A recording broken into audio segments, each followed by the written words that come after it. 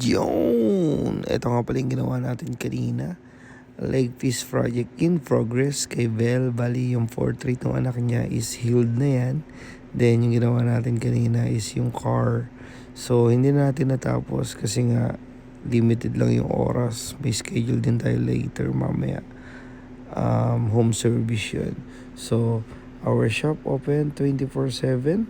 Nagtattoo kanina si Vuan, tattoo erasure, may nag-piercing din. Then si Jello, saka si RJ. We have a lot of artists in our shop. And happy Tuesday. Thank you, Lord.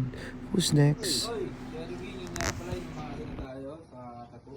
So ito nga pala si Ma'am Aliana, tinatuan natin siya ng neutral. Ayan. So, kumusta naman ma'am yung tattoo mo ma'am? Ayun, 10 out of 10. Ayun, 10 out of 10. 10 out of 10 daw. Kaya sa mga gusto mong patattoo dyan, dito lang punta sa Meo Tattoo Shop. Kaya nga pala, si RJ din pala nagtattoo. Tattoo rin tayo. Ma'am, Rhea, kamusta yung tattoo mo ma'am? Ganda.